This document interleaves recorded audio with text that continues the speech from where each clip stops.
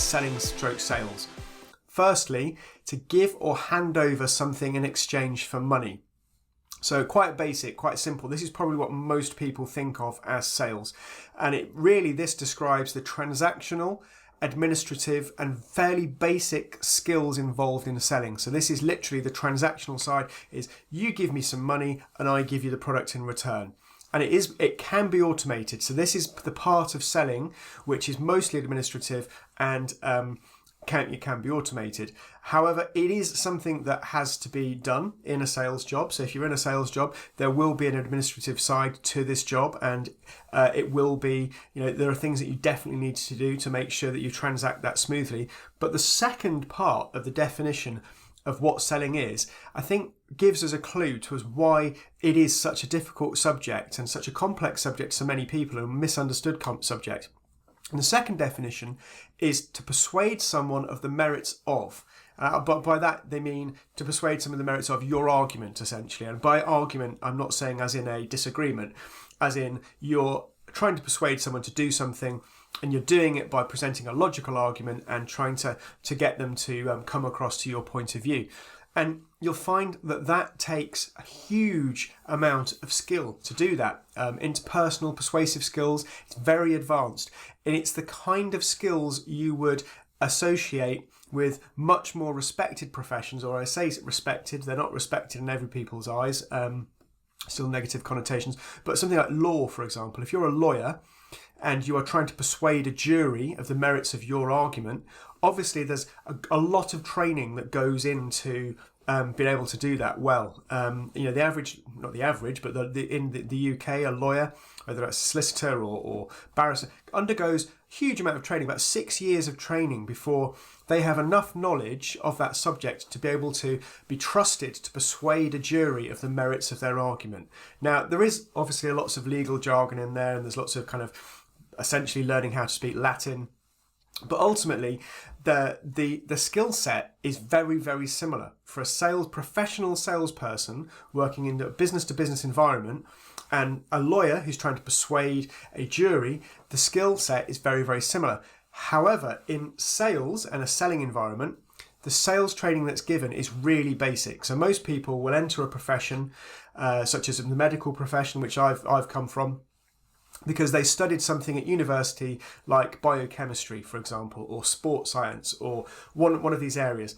And so they'll come into a scientific industry because they have some level of background knowledge. However, they probably have no idea that the primary skill that they're being paid for when they come into a sales environment is their ability to persuade and to sell. And that isn't often taught on those sorts of degrees and courses. So it's something that's really important. So why does sales have such a bad reputation? I mean, that's up for discussion. I mean, you can kind of think about it now, and if we were in a training environment now, we'd have a long discussion around why does it have such a bad reputation? And there's several things for it as well. Firstly, there is obviously the dodgy side we've talked about, which is the basically conning people to do things they don't actually want to do. So essentially lying to people to get them to come round to your point of view. Now, lying is something that many salespeople do and rely on because it's lazy, and it effectively, if you're in a one-off situation where you're not going to see that customer ever again, or you're going to see them very infrequently, then actually it's a really quick, easy way to get someone to do something is to lie to them. However, in corporate selling, like we're doing, where much of us are mainly in an environment where we're dealing with repeat business, with repeat customers who we're going to be seeing, weekly, monthly. Some of us in an orthopedic job may even be seeing our customers on a daily basis.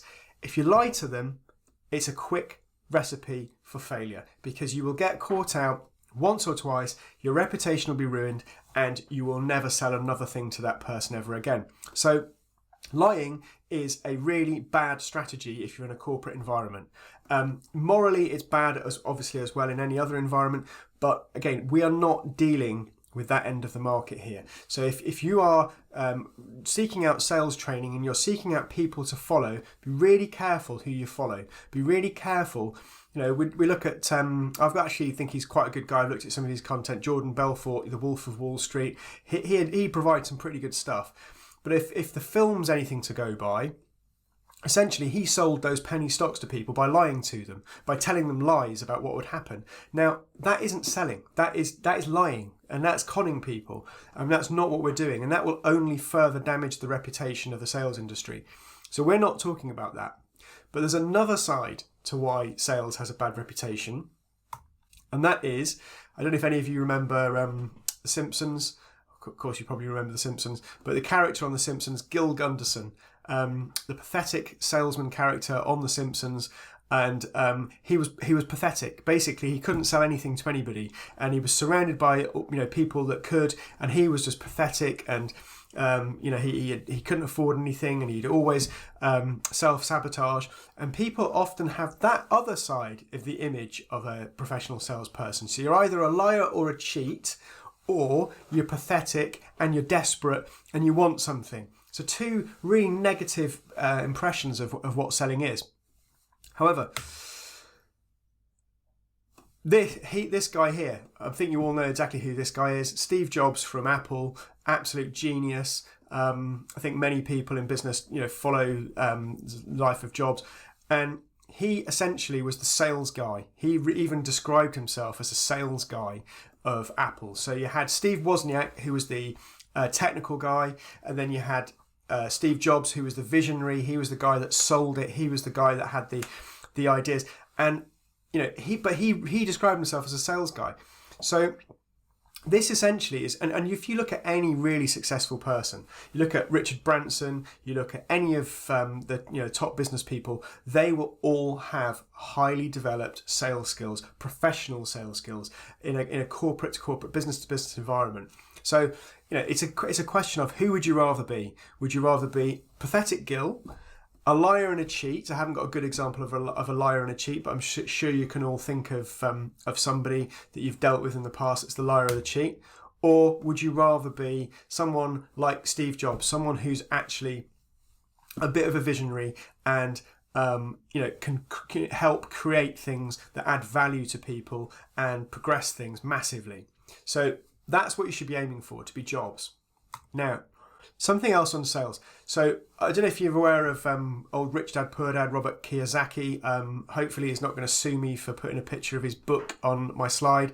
And I don't know whether this quote from him is actually from him, but something I found.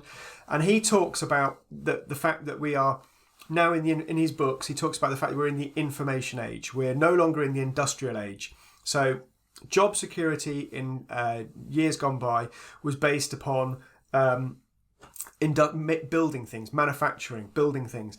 And when it first came around, so the Industrial Revolution came around, if you had a job in one of those manufacturing plants where everything was growing and everything was building, then you were set for life. You would have a pension, you'd be looked after quite well. And we're talking only a few years ago. So if you were in pharmaceuticals, say back in the 60s, 70s, 80s, 90s, you probably were in a fantastic position where this growth, where you're producing things and this market was growing, and you had a pension, which was a final salary pension.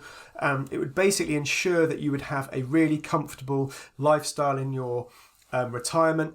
And the truth is that he says here, the rules have changed as we've moved into the information age. Job security now is an illusion, because basically the people aren't not many people are manufacturing things anymore. So what you need more than ever, he's saying, is the ability to sell. Whatever field you're in, you need to be able to sell. Whether you're employed, self-employed, or a business owner or an investor, whatever it is you're trying to do, the most important skill you need now in the information age, not the manufacturing age, is the ability to persuade others of the merits of your argument, to go back to our definition from the Oxford Dictionary. So, we've got lots of people basically saying, this is why it's so important that you become better at selling, because we're not just talking about even if you're in a sales job now. If you're not in a sales job now, if you're in a management job, or you're in a marketing job, or you're in a senior leader's job, you still need to have expert sales skills, and your success will be highly dependent on this. I'm just going to give you one more reason why I believe sales and selling, it's important to define what it is and why it's a skill that you need to learn and why it's so important for you and your development is, hope you like the slide build there, I'm quite pleased with that, is replaced by a robot. So there's lots of jobs now, again, we're talking information age, there's lots of jobs now that are being done by robots. And by robots, I don't just mean physical robots like the image here. I mean artificial intelligence. We're getting call centres now where previously it used to be a person that would sell things. The transactional side of selling can now be done by artificial intelligence. You go onto a website and it's artificial intelligence that's doing most of what's happening. So if your skill set is still very much in the old transactional world, or even if you're doing a job, I mean, I hate to say this, but if you're doing a job such as accountancy right now, if you're doing a job, anything that can be automated by artificial intelligence, it's not good news for you in your profession, I'm afraid, because you could conceivably be replaced by a bot and AI. However, if you are in selling, face-to-face selling with people, corporate selling of any description, it will never be replaced by a robot. I don't know if you've ever heard the expression, I'm sure you have, people buy from people. So people buy from people because they develop a relationship with you, they like you. They're not going to get that with a robot. So essentially, you are, by learning to sell and by having a clear idea and a clear definition of what selling is, then you are going to essentially be in a position where you can't be replaced by artificial intelligence, and you're ensuring yourself and your job for the future.